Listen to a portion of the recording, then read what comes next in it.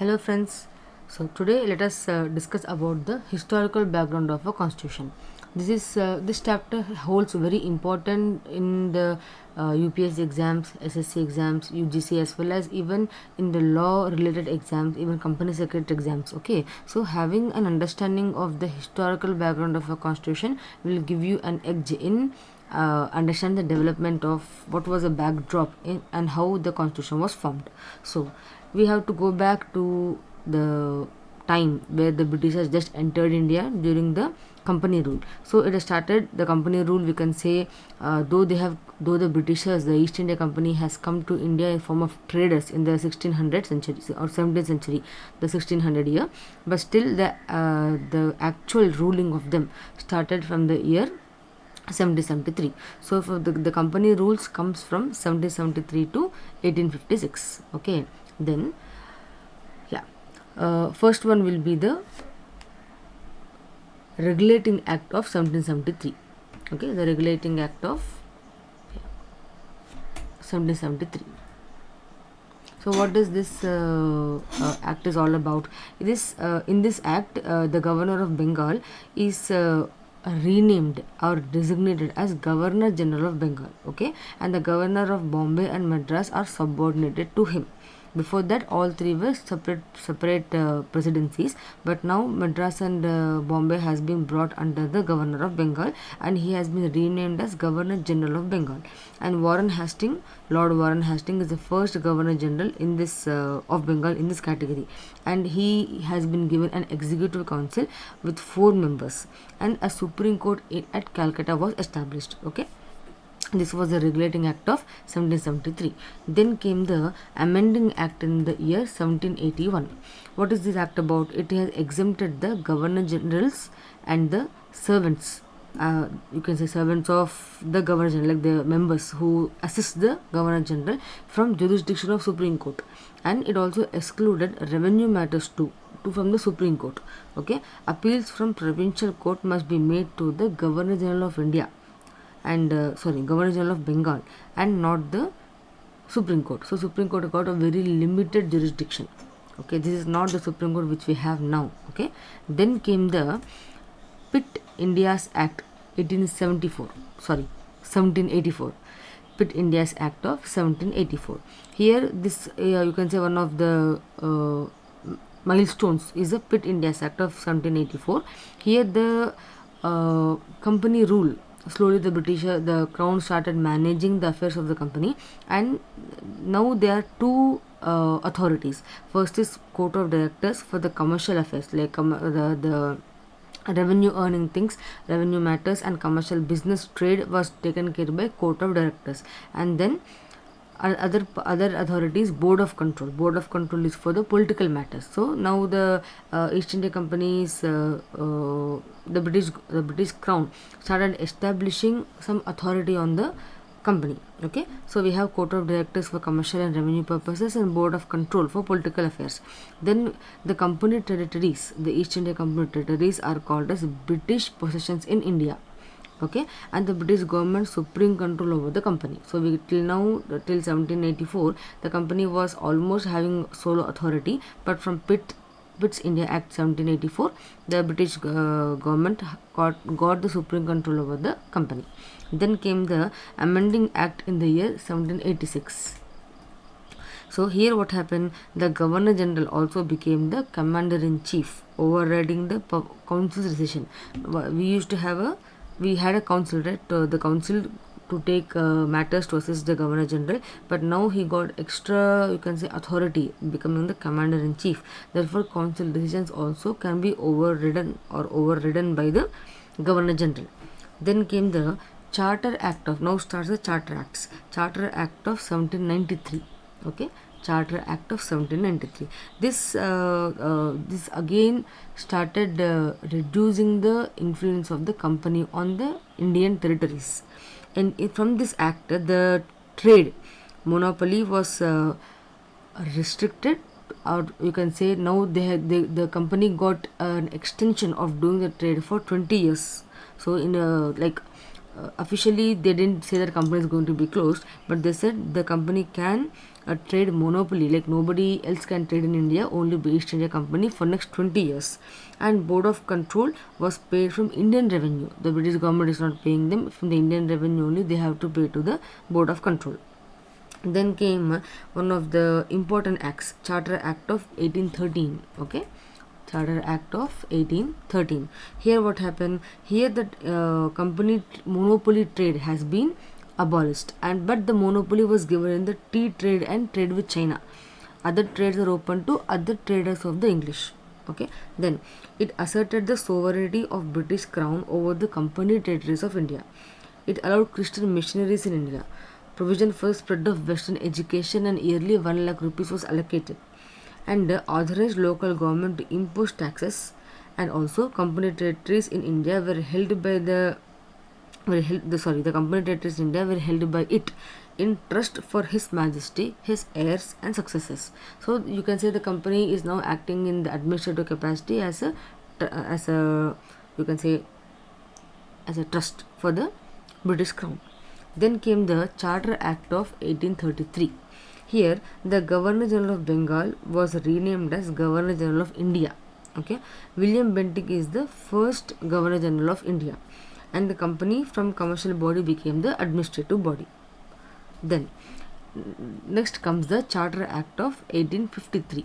In Charter Act of 1853, it established separate Governor Generals. Okay, Governor General Legislative Council. You can say that Governor General now has an legislative council, that is Indian Legislative Council. Then civil services was also open to the Indians, so we also can apply for the civil service post. And local representation of Indian in the Legislative Council was allowed, like 2/3 of them were local in the Legislative Council, and the system of open competition for the civil servants was accepted. Okay, so this way you can say the company rule, which started, the trading was in 1600, but the rule started in 1773 and slowly got ended in 1833.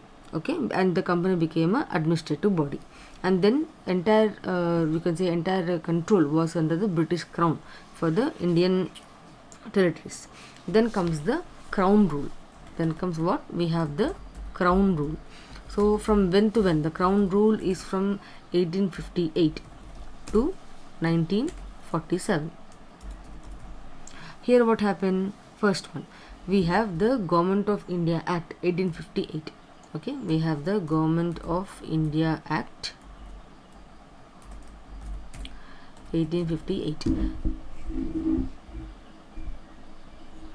Now here what happened? The Act of Good Government of India. So this they wanted to have a good and proper governance in India. They want to have a you can say justifiable governance in India. So this act was introduced, and the power transferred from company to crown. Totally now company is no longer in the power to control anything in India.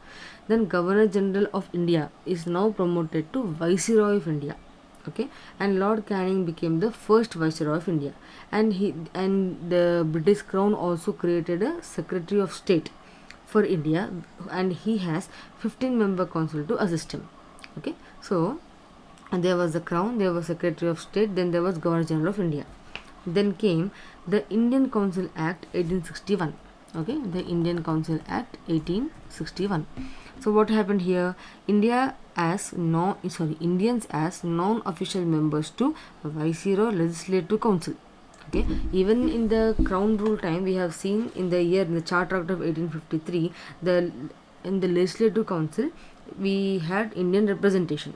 Okay, like representation was allowed in the Charter Act 1853. Okay, here what happened in the Indian Council Act also, as a non-official members in the Legislative Council of the Viceroy, Indians were elected, and the Bombay and Madras presidencies were restored. Once upon a time they were under the control of Governor General of Bengal, right? Earlier time. Now the presidency has been restored, and the act also introduced, which act? Indian Council Act 1861. It also introduced portfolio system, like each portfolio is a particular department, and power to issue ordinances during emergencies, which we even follow now. Then came the Indian Council Act 1892. Here nomination of some non-official members to central and provincial council on recommendation of provincial legislative council and local body. We can say non-official members were, in the last act it was given only to the legislative council of the viceroy, but in the further act in the 1892 the nomination to the again non-official post only to the central and provincial council. Provincial means state, central council and provincial council, it was allowed with the recommendation of the provincial legislative council and local bodies. So you can say the viceroy's council had and also local bodies had the power to nominate people to the non-official post of the legislative central council as well as state councils. Then this thus limited an indirect provision for election because nomination was given to the non-official people. So slowly we start evolving, right? If you see the timeline in the year you can say in the year Charter Act 1853, the Governor General Council had Indian representation 2/3, okay, and again it improved from 8 to 1861 as non-official members in the Viceroy's you can say Viceroy's Council, and then in 1892 nomination for the central and state councils in the non-official position. Then Indian Council Act 1909. Here it is also known as Morley-Minto reforms. What did it do? It allowed non-official majority in provincial legislative council. So we have in the non-official category itself, but in the provincial, in the state level, we have majority of Indians.